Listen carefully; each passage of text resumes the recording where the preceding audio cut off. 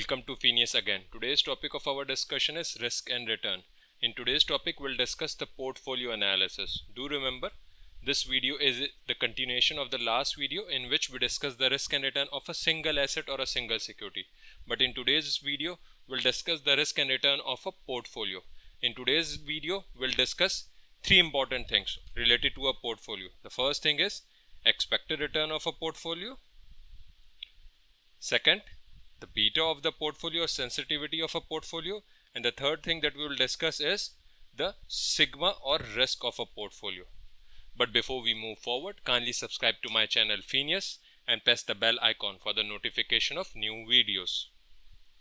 Let's start today's discussion. In today's discussion, we'll be discussing a portfolio analysis. So now the question comes to our mind is, what is a portfolio? Portfolio means combination of various securities or various assets, which means when you invest in various securities. For example, 20% of your wealth you have invested in shares, 40% of your investment is in fixed income securities like bonds or debentures, and the remaining 40% you have invested in, for example, commodity market. You have invested in gold or real estate. So this is what? It's a combination of various assets of various security, where you have 20% in shares, you have 40% in bonds or a fixed income market, and 40% in gold market. So this is called a portfolio of various assets or various securities. So now the question is how to calculate or how to estimate the return of this portfolio and risk of a portfolio. So let's start with the return of a portfolio.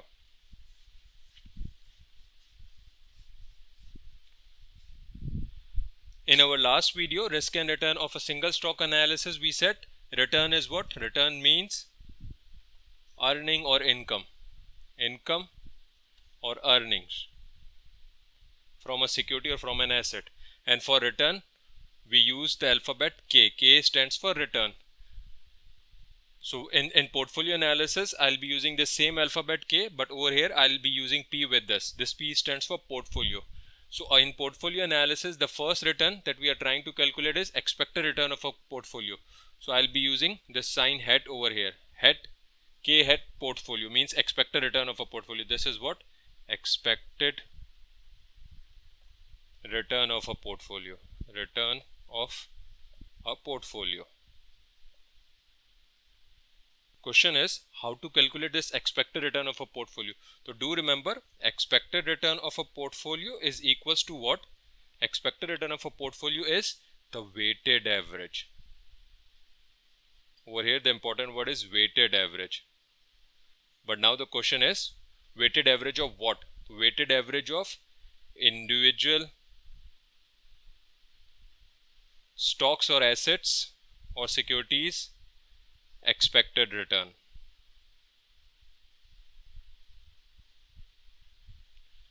Which means expected return of a portfolio is, the first important thing over here is it's a weighted average, and the weighted average of what? Weighted average of individual stocks returns.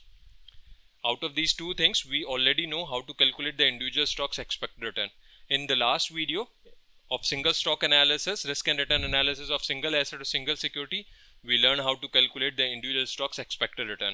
Now let's discuss how to calculate weights. Here, what are weights? Weights means relative frequency. Relative frequency means you are trying to calculate the relative contribution of individual asset towards your total investment or towards your total amount or towards your total portfolio. If I'll try to write the formula of expected return of a portfolio, so the formula will be look like this. The expected return of a portfolio is what? Expected return of an individual stock into weight of individual stock. So let's assume this is my first stock. So I'll say expected return of first stock into weight of first stock. Then I'll say plus expected return of second stock into weight of second stock. And it will continue till N stocks or I stocks. So in the end, it will be expected return of I stocks or individual stocks into weight of individual stocks. So if I'll summarize this, so I'll say expected return of a portfolio is what? It's a summation. It's a summation of what? Summation of individual stocks expected return into weight of individual stocks. So यहाँ पे this is what? This is an I stock or individual stock, or you can write N over here. तो So this can be any stocks. So the formula for expected return of a portfolio is summation of individual stocks expected return into weight of individual stocks expected return. Now let's discuss. Yeah, we were discussing how to calculate weights. Weights are what? Weights are relative frequencies. Relative frequency means the contribution of individual asset or individual security towards your total investment or towards your total portfolio. Let's assume you have three assets, A, B and C. In A, the investment is 100. In B, the investment is 700. And in C, the investment is 300. Make it 200. So now the total is 1000. Now if I try to calculate what's the contribution of A towards the total investment, or what I'll say, I'll say this 100 is the total investment in A out of 1000. So I'll say 100 over 1000, which is equals to 10% or 0.1. This is what, this are my relative frequency or weights. Then in this case, this is 700 over 1000. So this will become 0.7. And in the last situation, it's 200 divided by 1000. So this will become 0.2. Over here, do remember one thing, or kindly note one important thing. The sum of all weights should be equal to 1. It should be equal to 1. Why we need to remember this? Reason is, for example, the weight of this stock is not given, or the weight of one stock is missing, or one asset is missing. So now we can easily calculate the weight by subtracting the weights of these two given stocks from 1. Means, for example, 1 minus 0.1 plus 0.2. If I'll subtract these two values from 1, so I'll be able to identify what's the weight of this missing stock. So the weight of the missing stock will be 0.7. So in this way, we can calculate the weight of any missing security or any missing asset. Now let's move forward and let's solve one question from the handout. In the first part of the risk and return analysis, we were solving the questions related to individual stocks. In this part, we'll solve questions related to the portfolio analysis. This is the handout that I'll be using. I'll upload this handout on my Google Drive and I'll share the link in the comment section of my video. So if you want this handout, you can download this handout using that link. So let me read this question for you. It's question number 1. It says, what are the portfolio's weights for a portfolio that has 70 shares of stock A? Now what it's asking us to calculate? It's asking us to calculate weights. Weights calculate karna hai. And the information says that we have two stocks, stock A and stock B. In stock A, the shares are 70 shares. 70 shares means the quantity is 70 shares. And in case of B stock, it's 110 shares. For 70 stocks, the market price or the selling price is $40. Whereas for the 110 stocks of for stock B, the price is $22. So now if I'll try to calculate weight, so what I need to do, 70 multiplied by 40, so this will give me 70 multiplied by 40 is 2100, and then this 110 multiplied by 22 is $2420. So the total is 4520. Now if I'll try to calculate weight, the weight will be 2100 divided by 4520. So this will be 0.464, and then 2420 divided by 4520. So the weight of this will be 0.536. So see this, the sum should be equal to 1. In this way, we can calculate the weights of different securities. This is what, these are the weights of different securities. What we are trying to calculate, we are trying to calculate the expected return of a portfolio. So now we know how to calculate the weights of an individual stocks or individual securities, and we have already studied this, how to calculate the expected return of an individual security. So let's try to calculate the expected return of a portfolio. This was question number 1 of the handout that I'll be sharing with you guys in this video. Now let's solve question number 2.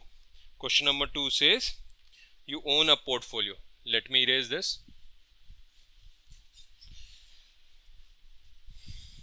Okay, the question number 2 says you own a portfolio that has 1200 invested in stock A. Again, we have two stocks, stock A, and in this stock A, the investment is investment.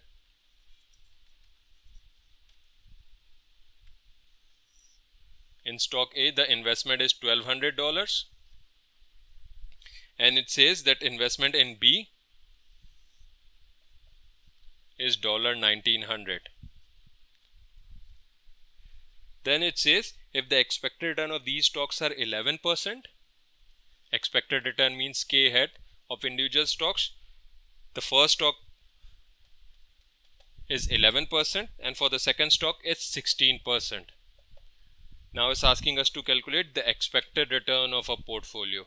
So we know that the expected return of a portfolio is equals to what? Summation Ki into Wi. So where's my Ki? So these are my individual investments returns, but where are my weights? So weights are missing. So let's calculate the weights. How to calculate weights? Well, weights के लिए what we need to have the total sum of this. This will be 3100.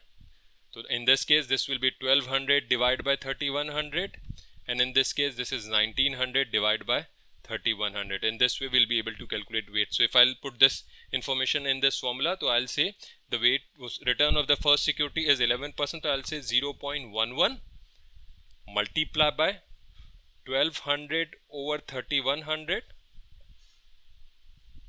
plus the return of the second investment is 16%, sorry, 0.16 multiplied by $1,900 divided by $3,100. So if you'll simplify this or if you'll solve this, so you'll be able to calculate the expected return of a portfolio, and the expected return of a portfolio will be 14.06%. This is what? This is the expected return of a portfolio. The answer will be 0.1406 because it's a rate. So what I have done, I have multiplied this answer by 100 to convert this into percentage, which is 14.06%. What this 14.06% is explaining? This is explaining that if I'll invest in a portfolio having stock A and stock B, and if my amount of investment will be 1200 in A and in B, if it will be $1,900, so what I'll be able to earn? I'll be able to earn, or my expected return from the portfolio, from this portfolio, will be 14.06%. This is what? This is your expected return. Do remember, you can't take decision based on this value. You need to compare your expected return with the required rate of return. Required rate of return is the minimum rate of return that you want to have from a security. So if the expected rate of return is greater than the requirement, you will say that the investment is feasible or that portfolio is good for investment. But if your expected rate of return or expected return of a portfolio is less than your required rate of return, then you will say that this portfolio is not good for investment. This is what? This is the expected return of a portfolio. In this way, we can calculate the expected return of a portfolio. So if you'll again see this formula is very easy if you know how to calculate the return of an individual stocks. If you don't know how to calculate the return of an individual stocks, so kindly watch my first video related with risk and return of a single security or a single asset, in which I have explained how to calculate the return of an individual stock. So this is the first thing that we have learned in today's video, which is the expected return of a portfolio. Now let's move to the risk of a portfolio. Now we are discussing the risk of a portfolio. In terms of risk or sensitivity, we'll be calculating two things: the beta of the portfolio and the sigma of the portfolio. Beta will tell you the sensitivity of the portfolio and sigma will tell you the risk of a portfolio.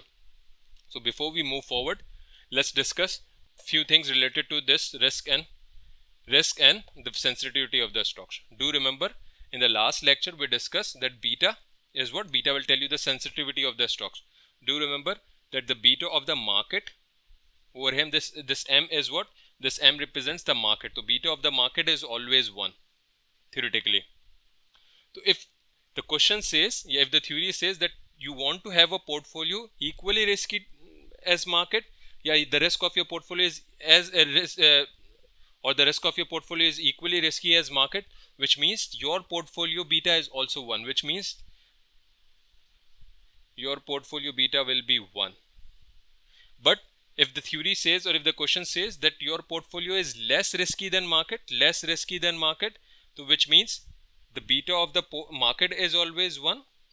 But now in this case, the beta of your portfolio will be less than 1. If it says, again, when will have beta less than 1? When it says that your portfolio is less risky than market. But if it says your portfolio is riskier than market, so beta of the market is 1. But in this case, the beta of your portfolio will be greater than 1. So these are 3 important concepts. Do remember, beta of the market is always 1, whereas the beta of your portfolio will be 1 if it says that your portfolio is as risky as market. In the second situation, it says that your portfolio is less risky than market, which means the beta of your portfolio will be less than 1. And in the third situation, it says that your portfolio is riskier than market, which means that the beta of your portfolio is greater than 1. This is what? This is the concept related to beta. Beta is what? Beta is the sensitivity of the stock. Now let's move forward. If we try to calculate the beta of a portfolio, beta of a portfolio calculate करने के लिए what we need? Beta of a portfolio is what? Beta of a portfolio is again the weighted average.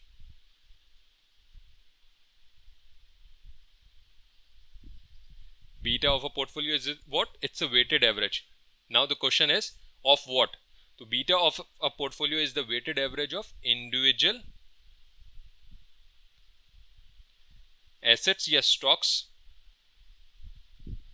beta. So see, this is very similar to expected return of a portfolio. Why? Because expected return of a portfolio is the weighted average of individual stocks returns, whereas beta is the weighted average of individual stocks beta. Now if I write this in the formula, if I'll try to write this as formula, so the formula will be beta of first stock multiplied by weight of first stock plus beta of the second stock into weight of second stock, and it will also continue till beta of n stock or I stocks into weight of I stocks, which means if I'll summarize this, the beta of a portfolio is equals to summation beta I weight I. So if you'll see this formula is very similar to this. See, if I'll write this formula over here, the beta of a portfolio is summation beta I into weight I. So these two formulas are what? These two are the weighted average of individual stocks expected return or the beta. Expected return of a portfolio is the weighted average of individual stocks expected return, whereas beta of the portfolio is the expected return. Sorry, the beta of the portfolio is the weighted average of individual stocks beta. So now if I'll try to calculate the beta of the portfolio, so again for beta of the portfolio I need to know the beta of an individual stock and the weight of an individual stock. So if we know how to calculate the beta of an individual stock, so we can easily calculate the beta of a portfolio. So let's try to solve a question from this handout in which we'll try to calculate the beta of the portfolio. This is question number 3. This question number 3 says you own a portfolio. Let me erase this so that I'll be able to write the data over here.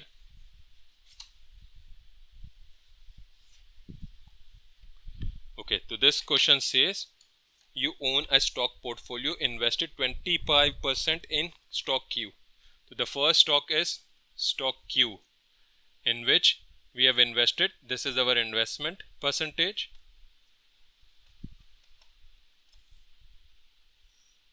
In stock Q is 25%.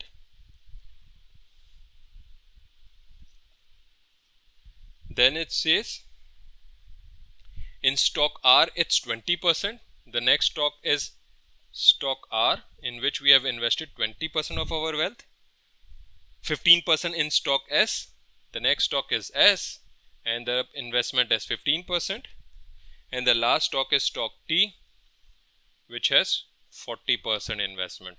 So now if you'll sum this, 25 plus 20 is 45, 50 60, and then this is 40, so this is 100%. So see, the investment is 100%, which means the weight of all investment should be equal to 1. So if I'll try to convert this into weight, so I'll say this is 0.25, this is 0.2, this will be 0.15, and this will be 0.4, which means it's equal to 1. Sum of all weights should be equal to 1, means summation of weights should be equal to 1. What else it's given? It has given us the betas of all the stocks. So let me write the betas value over here, beta of an individual stock. So the beta of the first stock is 0.6, beta of the second stock is 1.70, beta of the third stock is 1.15, and the beta of the last stock is 1.34. Now if I'll try to calculate the beta of a portfolio, the beta of a portfolio is what? Summation of individual stocks beta into weights of individual stocks, which means this multiplied by this.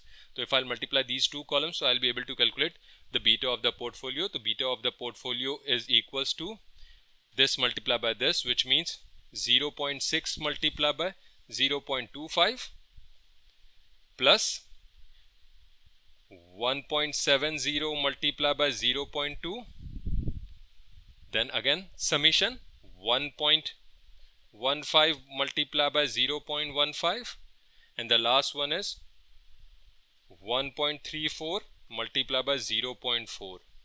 Now the answer of this question is beta of a portfolio is equals to 1.20. 1.20.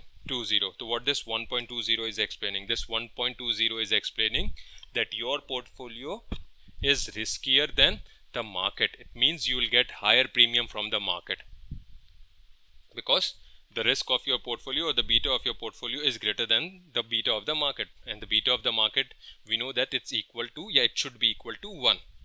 So in this way we can calculate the beta of a portfolio. Now let's assume any beta or the weight is missing. So how to identify or how to calculate the missing betas or missing weights? But before we move forward, do remember or do note one more important thing related to beta. T-bills are what? T-bills or treasury securities are considered, T-bills or T-bonds are considered what? T-bills and T-bonds are considered as risk-free security, KRF. I write KRF, few authors write RF. RF is the risk-free rate. For me, KRF, K is rate and RF is the risk-free rate. So I write KRF. KRF is risk-free rate. So T-bills and T-bonds rates are considered as risk-free rate. Why we call them risk-free rate? Because they don't have any risk. When I say zero risk, over here zero risk means they don't have the default risk. Otherwise, they have other kinds of risk. The T-bills and T-bonds are considered as risk-free securities because they have zero risk or they have zero default risk. So do remember the beta of risk-free security is also 0. So the beta of a risk-free security is 0. So now after today's lecture we know 3 important things. Beta of the market is always 1. If the question says or if the information says that your portfolio is as risky as market, it means that the beta of your portfolio is also 1. And if it says that your portfolio has a risk-free security, which means the risk-free security has a beta of 0 or the beta of that risk-free security is equals to 0. Now let's solve question number 4 of this handout. And this information will help us to solve question number 4.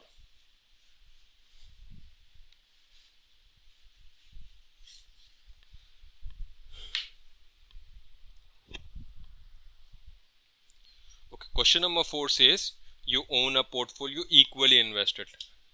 Let me write, this is question number 4. It says you own a portfolio equally invested in a risk-free security and 2 stocks. Over here we have 2 stocks. Let's assume we have stock X and the second stock is stock Y, and a risk-free security, so let's assume it's a T-bill. So now we have 3 securities, stock X, stock Y and a T-bill. Then it says if one stock has a beta of 1.9, betas of stocks are given. It says that the one stock has a beta of 1.9. The question is silent. We don't know the beta of 1.9 belongs to X or belongs to Y, but because I've written X, so I'll assume that this is the beta of 1.9 of beta belongs to X. It means the beta of Y is missing and the beta of T-bill is also missing. Then it says the total portfolio is equally as risky as market, which means the beta of your portfolio having X, Y and T-bill means the beta of your portfolio is equal to the beta of the market, which means that the beta of your portfolio is equals to 1. Then it says what must be the beta of the other stock in your portfolio. It's asking us to calculate this value. And we know that the beta of a portfolio, or the formula for a beta of a portfolio is what? Beta of a portfolio is equals to summation beta of individual stocks into weight of individual stocks. So where are the betas of individual stocks? The beta of just one stock is given and the betas of two other stocks are missing. And where are the weights? For weights, the first line is very important of this question. It says you own a portfolio equally invested. So over here the important word is equally invested. Equally invested means in every stock your investment is equal.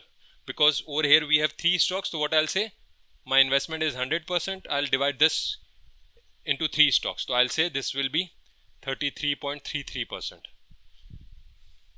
This is called equal investment. Let's assume the stocks were not 3. Over here 10 stocks are given, for example. So what we'll do, 100 divided by 10, which means 10%.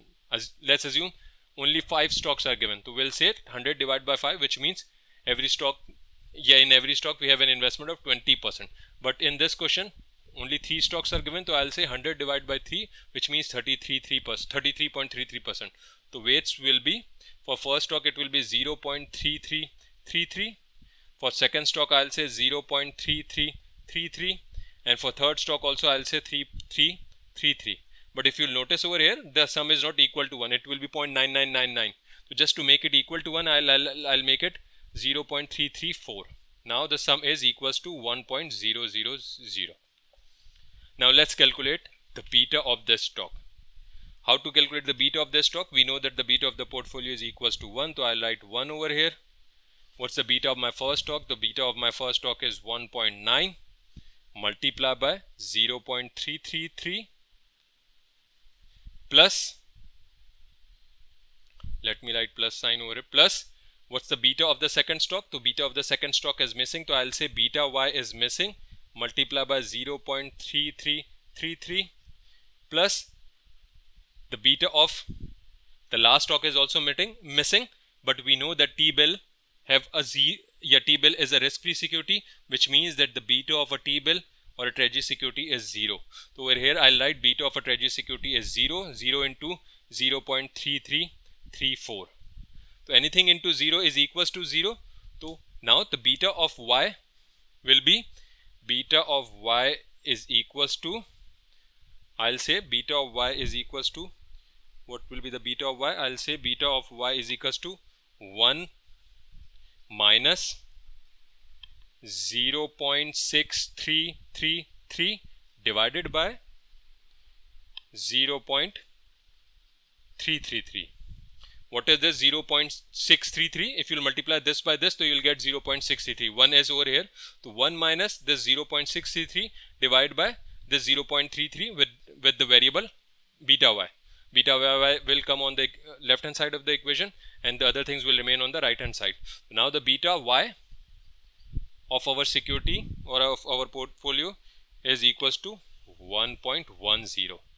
Again, this security is riskier than market because its beta is 1.10, which is greater than 1. So in this way we can calculate the beta of any missing stock. In this case the beta of y was missing, so we calculate the beta of y. I hope the concept of beta is clear over here. Now let's move to our next concept, which is the risk of an individual security, the risk of a portfolio. And in this risk of a portfolio, what we are trying to calculate, we are trying to calculate the standard deviation or variance, standard deviation. And for standard deviation the symbol is sigma. But I am calculating the standard deviation of a portfolio, so I'll write sigma p. Sigma p means portfolio's risk or risk of a portfolio. Okay, so up till now what we have done, before we discuss this, let me write two things over here. The expected return of a portfolio is what? Expected return of a portfolio is simply the weighted average of individual stocks expected return. It's what? It's simply the weighted average. Beta of a portfolio is what? Again, it's what? It's the weighted average of individual stocks beta. So now, if I'll ask you, what should be the formula for beta risk of a portfolio? So maybe few students will think or will say that beta of a portfolio should be equal to, sigma of a portfolio or risk of a portfolio should be equal to sigma of an individual stocks into weight of individual stocks. But do remember, if you're thinking like this, so this formula is incorrect. Why I'm saying this? Because in portfolio analysis, if you're trying to calculate the risk of a security, so you need to identify two more concepts related to the risk. That is the covariance and the correlation. Why these two concepts are important? The reason is, or the answer is, because when you invest or when you will add a stock in your portfolio, for example, you're trying to add a stock in a portfolio. So now this individual stock will create an overall impact on the portfolio, plus it will have a relationship or it will have an impact with other existing stocks in the portfolio. For example, the C stock will have an impact with the A, and C will also create an impact with B. So the overall risk of the portfolio will not increase by the risk of stock C. For this, we need to calculate the correlation or covariance as well. So let's start the discussion of covariance and correlation or correlation coefficient. So what is a covariance? We are discussing what? Covariance and correlation. Covariance and correlation. Correlation coefficient. Covariance and correlation coefficient. Why we are studying this correlation and covariance coefficient? Because we are trying to calculate the risk of a portfolio. So what is a covariance? This word co means combined variance. It's what? It's a combined variance. What this combined variance means? Combined variance means it will tell us the combined volatility or risk of two securities. For example, A and B. So it will tell us the combined volatility of A and B. We'll write like this: COV of A and B. So combined volatility of A and B is the combined variance. But do remember, it has two weaknesses. This combined variance has two weaknesses. The first weakness is it will not tell you the strength of the relationship. Second important thing, it will not be able to tell you the direction of the relationship. What this strength means? Strength means how strong the relationship is between A and B. Second thing, what's the direction of the relationship? Direction means whether they have a direct relationship or an inverse relationship between them. So what's the benefit? Yeah, then how to overcome these two problems? To overcome these two problems, instead of calculating covariance, we can calculate correlation coefficient or simply correlation. But the formula for covariance between A and B is equals to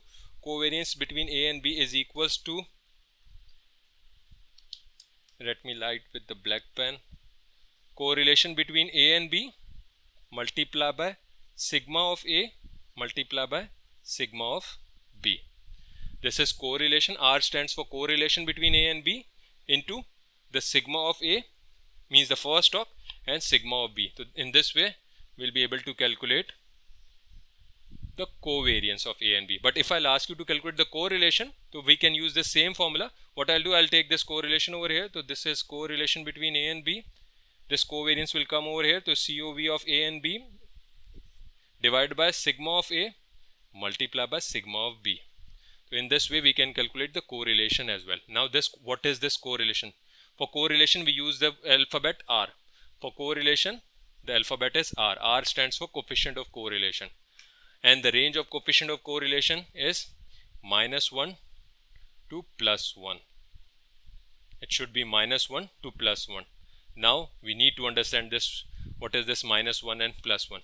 But before we start our discussion with this, what is correlation? Again, this co means the combined and relationship means the relationship. So again, the correlation will tell us the combined relationship like combined variance or covariance.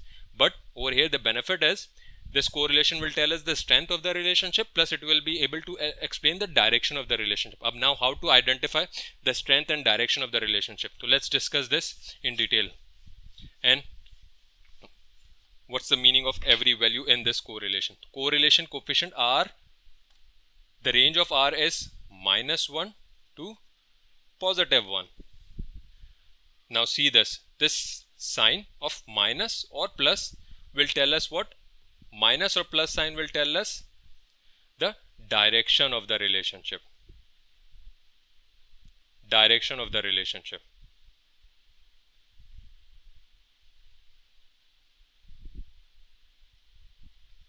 What this means, if the sign is minus, minus sign means inverse relation. Inverse relation. Inverse relation means if the risk of A is increasing, then the risk of B will go down, or A and B will react in opposite direction, or their behavior will be opposite. If with the increase in A, the B will go down. But if the sign is positive, then the positive sign means the relationship is direct relationship. Direct relation. What does direct relation means? Direct relation means if A is increasing, B will also increase. So see, this plus or minus sign will tell us what? The direction of the relationship. So with the help of correlation, we can calculate the direction of the relationship. The second thing is how to identify the strength of the relationship. For strength of the relationship, we need to check this numeric value of R. This plus 1, 1, or this numeric value will tell us the strength of the relationship. This numeric value will tell us what? The strength of the relationship. Strength of relationship.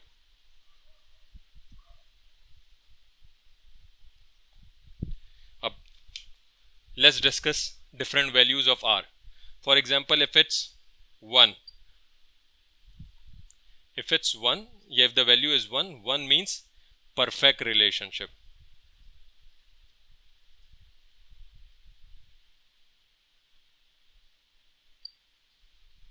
Perfect relationship means whatever the change happens in A, exactly the same percentage of change will happen in B. But if it's negative relationship, so then the impact will be inverse. But if it's the value is positive 1, so they will have a same relationship, or they will have a reaction in the same direction. Means both will increase or both will decrease, but the percentage of change will be 100%. For example, A is increasing by 10%, and if the direction is positive, so B will also increase, or the risk of B will also increase by 10%. But if the direction is inverse, so if A risk is increasing by 10%, so exactly 10% risk will decrease in stock B. What's the benefit of these two values? But before I'll tell you the benefit, explanation of these two values, do remember this plus 1 is an ideal situation, or it's just a theoretical concept. Practically, you can't have two securities having minus 1 or plus 1 relation. Means you can't find two securities with perfect relationship. But what this minus 1 and plus 1 means? So let's start with minus 1. Minus 1 means perfect negative relationship. Perfect negative relationship is what? Perfect negative relationship means if A is increasing by a specific percentage, B will have the exact same percentage decrease. So this situation will give us what? This situation will give us 100% benefit in the portfolio management, or the benefit of diversification. Why? Because diversification is what? You are investing in different securities. So for example, you have stock A and stock B. You have invested everything in stock A, means 100% investment is in stock A, and if the risk of the stock A has increased by 10%, so the overall risk will also increase by 10%. But now you have decided that you need to have a portfolio of A and B. So what you will do, you will construct a portfolio in which you will add A and you will add B, and you will make 50% investment in A and your 50% investment will be in B. And let's assume the relationship between this A and B, means the value of R between A and B is minus 1. So now what will happen? Minus 1 means if A risk will increase, B's risk will have a decrease, and the decrease will be exactly the same percentage. So now if I'll add B in this portfolio, so the overall risk of the portfolio will be minimized, which means diversification technique or the diversification will give us the 100% benefit if the situation is minus 1. But again, I am repeating, this is just an ideal situation or unrealistic concept, is just a theoretical concept. So theoretically it's possible, practically we cannot find two such securities having a perfect negative relationship, because the perfect negative relationship is giving us 100% results from the diversification technique or from the portfolio management. The next is positive one. This positive one means, now see, if the relationship is positive one, the positive one means if A is increasing, or if the risk of A is increasing, the risk of B will also increase with the same percentage. Now this diversification technique will not work. Why? Because if you'll invest 100% in A, or you'll invest in A and B, because the relationship is 1, or they both have the direct relationship and the relationship is perfect relationship, so it will not make any difference if you'll invest in stock A, or you'll construct a portfolio having A and B with a positive 1 relationship. So in this case, diversification or portfolio management will not give you any benefit. Whereas if the relationship is minus negative 1, so you'll have 100% benefit from portfolio management or from the diversification. But do remember, again, these two are theoretical concepts, so you will not find any security having a relationship of minus 1 or plus 1 relationship. So what we can have the other values between minus 1 and plus 1. The next value is, this is A and B. So correlation between A and B, correlation coefficient between A and B is equals to 0. So this 0 means no relationship. So you can't have such securities with no correlation between the two stocks in your portfolio. So the thing that we have discussed is minus 1, plus 1 and the 0 relationship. The next value is RAB is equals to 0.5. This 0.5 means moderate relationship.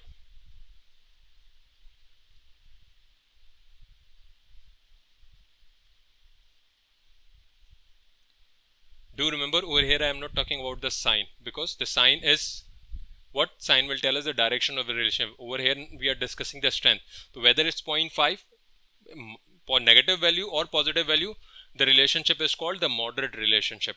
The next value of correlation is any value greater than 5, 0.5 will be considered as strong relationship,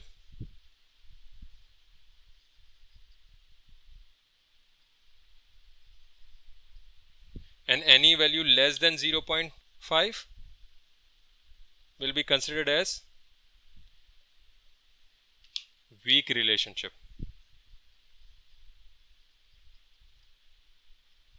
Do remember, these two things or the values of these two things are not decided. Few individuals or few statisticians or researchers says that any value close to 1 is weak relationship, and any value close to 0 is weak relationship, and any value close to 1 is a strong relationship. So there is no value, or there is no specified value कि what value should give us the strong relation and what value will give us the weak relationship. Whereas we know that 0.5 is always a moderate relationship. When the value is 0 means the no relationship, and if the value is minus 1 or plus 1, we can call it a perfect relationship. In practical life, we'll find values between moderate relationship, strong relationship or weak relationship. So correlation will tell us, the first thing is the direction of the relationship. Second thing, it will tell us the strength of the relationship. Why we are calculating correlation? Because we are trying to calculate the risk of a portfolio, and risk of a portfolio is not simply the weighted average of individual stocks risk. For risk of a portfolio, we need to identify the correlation or coefficient between the stocks involved in a portfolio or added in a portfolio. So let's calculate the correlation of two stocks. Now let's solve question number 6. This question number 6 says expected return of a portfolio, expected return of an individual stock is 15%, and the stock is Moon, and the other stock is Mars, and the return of that, or the expected return of that stock is 20%. So let me write the data over here.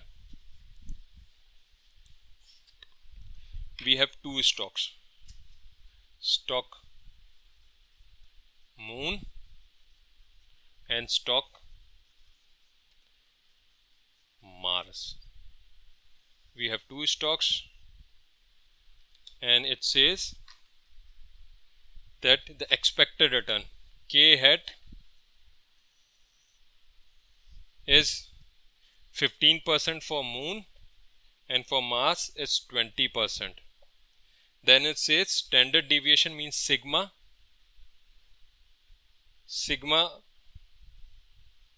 of an individual stock is 10% and 15%.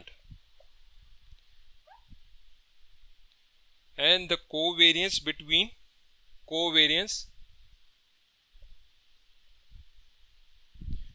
Moon and Mars is 1.2%. And it's asking us to calculate the correlation coefficient, the value of R. So the formula for correlation coefficient is covariance between X and Y divided by sigma X multiplied by sigma Y. X and Y means first stock and second stock. Over here our stocks are Moon and Mars. So now if I'll try to calculate the correlation of these two stocks, so I'll write R of MM is equals to covariance of MM. MM means Moon and Mars over sigma of M multiplied by sigma of Mars. So what's the covariance? 0.012 divided by what's the sigma of stock M or the first stock? It's 0.1 multiplied by 0.15 and the answer will be 0.8. The correlation between Moon and Mars is 0.8. This 0.8 means positive strong relationship. Means these two stocks have positive strong relationship between them. MM, which is 0.8. I hope this is clear how to calculate the correlation of these two stocks. The second requirement, this was the first requirement of the question. The second requirement says, what is the expected return of a portfolio? Second requirement is asking us to calculate the expected return of a portfolio. Let me erase this so that I can calculate the expected return of a portfolio. The requirement B says calculate the expected return of a portfolio, and we know that the formula for expected return of a portfolio is summation KI into weight of I, means individual stocks. So where is my KI? So this is my KI 0.15 multiplied by, where are the weights? So for weights it says what is the expected return of a portfolio in which Moon and Mars have been combined in equal proportions, which means in both the stocks the weights are 0.5 in equal proportion and 0.5. Reason? Because the total investment is 100% and we have two stocks, so 100 divided by 2 is equals to 50% in one and 50% in the other stock, 0.5 and 0.5. So I'll say the weight of first stock is 0.5 plus the second stock return is 0.20 multiplied by 0.5. So my answer will be expected return of a portfolio is equals to, the answer of this question is 17.5%, I guess. 17.5%. In this way we can calculate the expected return of a portfolio. Okay, now let's move forward and let's solve one more question related to the expected return of a portfolio or the beta of the portfolio. After that we'll move to the standard deviation of the portfolio. So let's solve the next question, that is question number 6, I guess. It says you want to create a portfolio equally risky as market. Over here the first line is very important. This portfolio, you need to have a portfolio equally risky as market, which means that the beta of your portfolio will be equal to 1. Then it says you have 1 million to invest. Investment or the total investment is $1 million. Then it says given this information fill the rest of the following table. So in this question a table is given, and in the table the first column says assets, then the second is investment, and the third column is the betas, the values of beta. So the first asset is stock A, then the second asset is stock B, and the third one is stock C. So these are three assets and three securities, and the last one is a risk-free security. So let me write, for risk-free securities I am writing T-bills. So I have invested in T-bills, or the risk-free security is T-bills. Then it says that in the first stock the investment is 200,000. In the second stock the investment is 250,000. Investment in stock C is missing, and the investment in risk-free security is missing. On the other side, the betas are also given. Betas may, the first beta is 0.8, the next beta is 1.3, the beta of stock C is 1.5, and the beta of T-bill is missing. And now it's asking us to complete this table or the missing values. So let me write 0 over here. Why? Because I know that the beta of the T-bill or the beta of a risk-free security is 0. Now let's solve the, or let's try to complete the remaining table or fill the remaining table. So beta of a portfolio, I know that the beta of a portfolio is equals to summation beta I into weight I. Where's my beta? So the beta of the portfolio is 1, because in the first line it says your portfolio should be as risky as market, which means the beta of my portfolio is 1. Where's the beta of first security? The beta of first security is 0.8 multiply by the weight.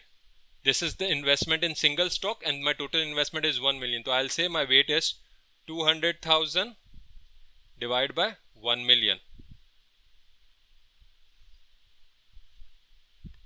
Then for the second stock, the beta is 1.3 multiply by 250,000 divided by 1 million, which means 0.25. Then the weight of the third stock is missing. So I'll say weight of C multiply by beta of 1.5. And then the last stock is T-bill. In T-bill, both the things are missing, but we know that the beta of T-bill is 0. So I'll say weight of T-bills, I'm writing TB for T-bills, into 0. So now this into 0 is 0. The remaining things we can solve. So if I'll solve this, or if I'll simplify this, so I'll get the weight of C stocks. The weight of C stock will be, weight of C will be equals to, if we simplify this, so the answer will be 0.34333. So 0.34333. It means I know that the weight of this stock is 0.33. So if I'll try to calculate the investment, so I'll say if this is 1 million, I'll say 1 million is the total investment. The weight is 0.34333. So I'll multiply this by 0.34333. So I'll get 343,333 rupees or $33. This is what? This is the investment in C. Now I can easily calculate the investment in T-bills. How to calculate investment in T-bill? I know that the sum of this is equals to 1 million. So 1 million minus these three values will give me the value of T-bills. Or the other option is, we know that the weight of all stock should be equal to 1. So weight of, yes, summation of all weight should be equal to 1. So if I'll say the weight of first stock, weight of second stock and the weight of third stock, if I'll minus, so I'll be able to calculate the weight of T-bill. So weight of T-bill is equals to 1 minus the weight of this is 0.2 minus 0.25 minus 0.34333. So the weight of T-bill or a risk-free security will be 0.206777, something like this. So now if I'll multiply this by 1 million, so I'll get 206,777, which is equals to 1 million, or 20667. Sorry, it will be like this, 667. This will be 667. So in this way we can easily calculate the investment in stock C and investment in T-bills with the help of the beta of the portfolio. Now let's calculate the standard deviation of a portfolio.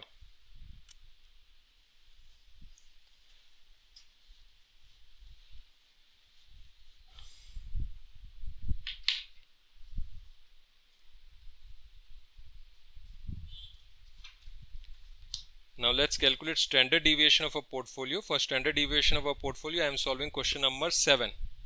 This question number 7 says a portfolio consists of two securities. Again, there are two securities, security A and B.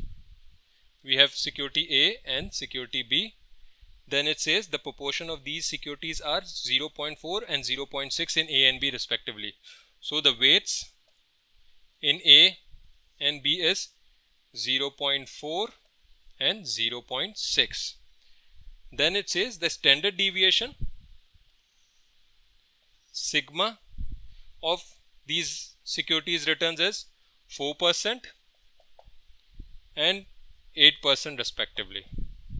The correlation coefficient between these two securities means R of A and B is equals to 0.3 and it's asking us to calculate the sigma P of a portfolio, means the standard deviation or risk of a portfolio. Now if you'll see the formula for standard deviation of a portfolio, so this formula is little difficult to remember because the portfolios or the sigma of a portfolio is equals to what? Sigma of a portfolio is equals to under root. Let me write the formula. Weight of first stock. I'll write weight of A multiply by sigma of A, and these are what? These are square values, plus weight of B into sigma of B, again the square values, plus, let me put this into brackets so that you will be able to understand this.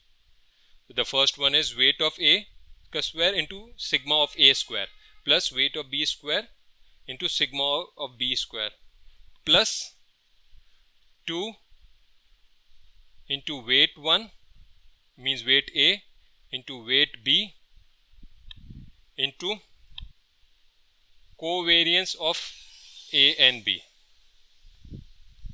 Do remember this, instead of writing covariance we can also write over here R A and B means the correlation coefficient of A and B into sigma of A into sigma of B. Why? Because this is the formula for what? For the covariance of A and B. So instead of writing covariance we can also write RAB into sigma A into sigma B. For example, if the correlation coefficient is given and covariance is not given, so you can use this formula, or you can write this statement over here instead of this, or you can calculate the covariance and then you can use that covariance in that formula. So let me solve the standard deviation of a portfolio. So if I'll try to solve the standard deviation of a portfolio, the standard deviation of a portfolio in this case will look like this. Weight of first stock is 0.4, so I'll say 0.4 square multiply by sigma of first stock is 0.04 square, bracket close, plus the weight of second stock is 0.6 square multiply by the sigma of second stock is 0.08 square, plus 2 multiply by the weight of first stock which is 0.4 multiply by the weight of second stock which is 0.6 multiply by, over here covariance of A and B is not given, correlation of A and B is given, so I'll write the correlation. The correlation of A and B, I am writing this value over here, 0.3 multiplication of this will multiply by this 0.3 multiply by sigma, because for covariance the formula is correlation to sigma of A and sigma of B, so I'll write 0.04 multiply by 0.08. This is the whole bracket.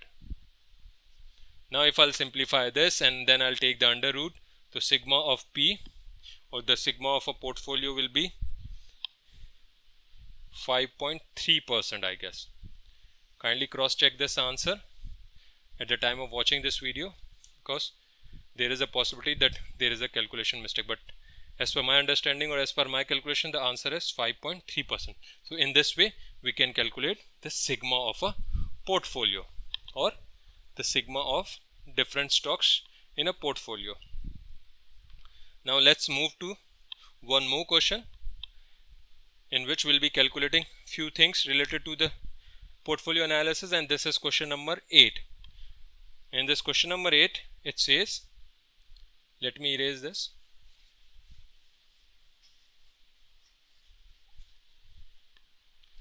This question number 8 says, ECRI Corporation is a holding company with 4 main subsidiaries. It has 4 main subsidiaries. The percentage of its business coming from each of the subsidiaries and the respective betas are given below or are as follows. So there are 4 subsidiaries of a company. The first is, these are what subsidiaries. So the first one is electronic unit. I am just writing EU for electronic unit. These are what? These are subsidiaries. Yeah, subsidiaries. The first subsidiary is EU. The second subsidiary is cable company, so I am writing CC for cable company. The third one is real estate, so I am writing RE. And the last one is international special projects, ISP. Then it says the percentages in business. Percentages in business, yeah, investment percentages are given 60%. Then it says 25%. Then it says 10%. And the last one is 5%. The next information is the betas are also given. The beta of the first subsidiary is 0.7. This is 0.9. This is 1.3. And this is 1.5. So to solve this question, we are assuming that these subsidiaries are what? These are individual stocks. And what we need to calculate, the first requirement is calculate the holding company's beta, which means, yeah, let's assume over here this holding company's beta means we are trying to calculate the beta of a portfolio, and these are individual stocks. So beta of an holding company. So instead of writing beta of a portfolio, it says calculate holding company's beta. So I am writing HC. H stands for holding and C for company. So beta of an holding company is equals to summation beta of individual subsidiaries into weight of individual stocks or subsidiaries.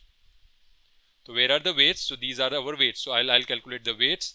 The weights will be, this will be 0.6, this will become 0.25, this will be 0.10, and this will become 0.05, which is equals to 1.0. Now if I'll multiply this by this, so I'll get what? Beta I into Wi. Beta I into Wi is 0.7 multiplied by 0.6, 0.9 multiplied by 0.25. Then we have 1.3 multiplied by 0.1, and then the last one is 1.5 multiplied by 0.05. Now if you'll calculate the sum, or you'll take the summation of this, so you'll be able to calculate the beta of the portfolio. The beta of the portfolio or the beta of the holding company will be, beta of the holding company is equals to 0.85, which is less than the market, which means your company is less risky than market. Okay, so this is the first requirement of this question. This was the first requirement of this question. Now let's move to the second requirement. The second requirement says, assume that the risk-free rate is 6%. Let me erase this because we'll not be needing this information again, at least for part C, but I'm just writing that the beta of the holding company is 0.85. This is the answer of first part. Now it says, assume that the risk-free rate is 6%. Risk-free rate means the risk of a rate of a T-bill. For me it's KRF, here for us it's KRF, or for few students it's RF. KRF or RF is 0.06 or 6%. Then it says market risk premium. Do remember over here market risk premium is given, not the market return. So it means this is what? This is market risk premium. I'll write for market risk premium RPM, risk premium on market. RPM is 0.05, or you can write MRP, which is market risk premium. What is the holding company's required rate of return? What you need to calculate the K of holding company, required rate of return of the holding company. So how to calculate the required rate of return of an holding company? Because the risk-free rate and the market risk premium is given, which means we need to use the CAPM formula. What's the CAPM formula? The CAPM formula says that it's KRF plus RPM into beta. Over here, this RPM is equals to what? Do you remember RPM is equals to, if the RPM is not given, तो RPM calculate करने के लिए what you need? RPM is equals to KM. KM for me, this KM is return from the market or market return minus KRF. KRF is risk free rate. The formula for RPM is KM minus KRF. But we know that in this question RPM is given, so we are not supposed to calculate the RPM. We can simply calculate the expected or the required rate of return of the holding company. The holding company का required rate of return is equals to what's my risk period? This is 0.06 plus what's my RPM? My RPM is 0.05.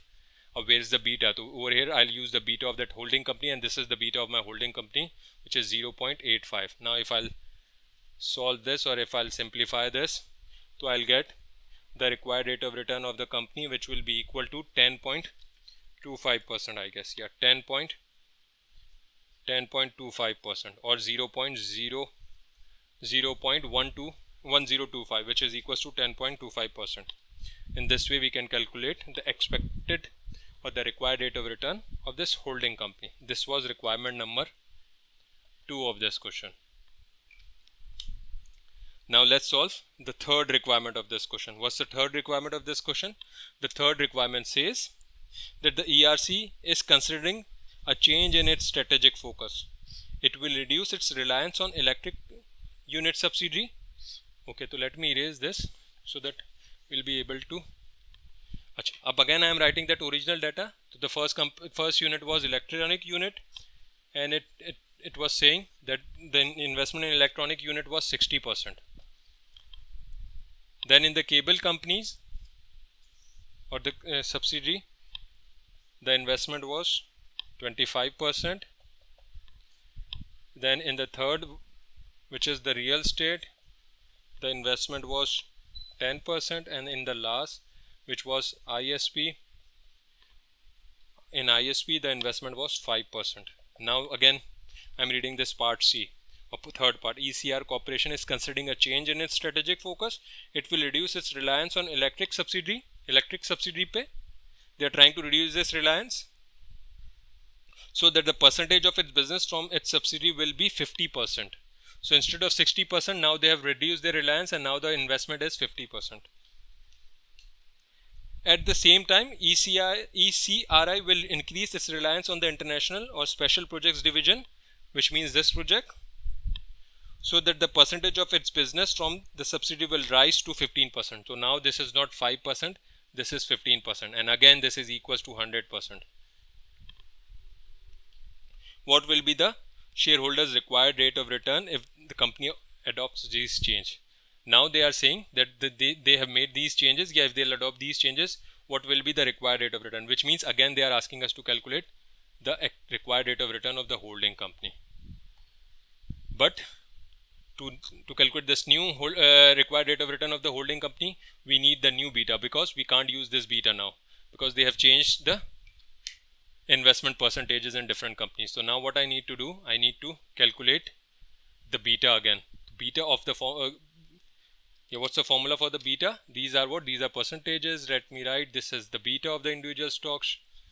Again let me write the betas. So betas were 0.7, this was 0.9, in this case it was 1.3 and 1.5. So now if I'll try to calculate beta I into weight I, so these are my weights, so these will be considered as my weight. So I'll say 0.7 multiplied by 0.5, this will be 0.9 multiplied by 0.25, this will become 1.3 multiplied by 0.1, and this will be 1.5 multiplied by 0.15.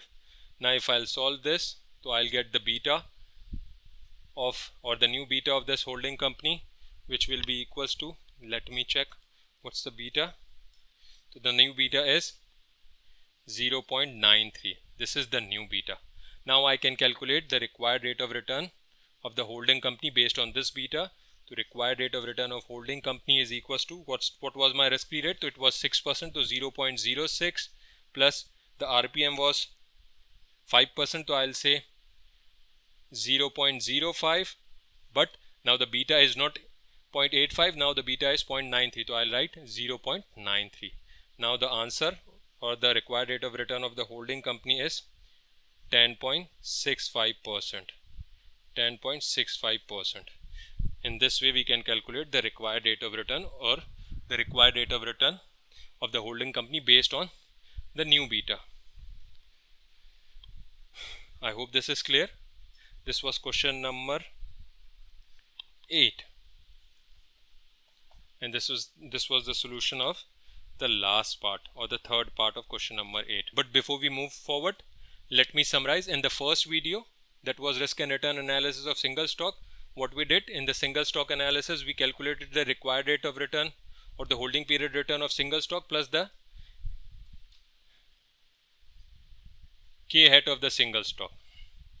Holding period return and the K hat of the single stock, plus in the risk part we calculate the risk of the single stock and the coefficient of variation of the single stock. But in portfolio analysis, what we did, we calculate the expected return of a portfolio, sigma of a portfolio, and we have discussed the beta of the portfolio. This is for single asset and this is for portfolio analysis. Yeah, in portfolio analysis we have discussed till this point up till now. Now if I'll ask you which portfolio to select, which portfolio is an optimum portfolio, so for this you need to prepare or you need to study Markowitz efficient frontier. In today's video lecture we will not be discussing Markowitz efficient frontier. Otherwise, with the Markowitz efficient frontier we can easily identify the efficient portfolio. For example, you have 10 different portfolios and you are trying to identify which portfolio will give you the maximum return or which portfolio is your optimum portfolio or an efficient portfolio. So based on this information you cannot identify an optimum portfolio. For optimum portfolio you need to construct a Markowitz efficient frontier. But over here we are not discussing Markowitz efficient frontier. So let's try to use another technique to identify the efficient frontier or the best the best portfolio. So let's try to discuss the technique. With the help of that technique or with the help of that ratio, we'll be able to identify which portfolio is a best portfolio, and that ratio is called Sharpe ratio. The Sharpe ratio measures how many excess units of returns an investor can achieve over the risk-free rate for each unit of risk taken. Means whatever risk you are taking, how much excess return you can earn if you are willing to over the risk-free rate. Thus, the Sharpe ratio measures the risk-reward value of an investor assets classes choices beyond the risk-free security. So Sharpe ratio will tell us the excess return over the risk-free rate.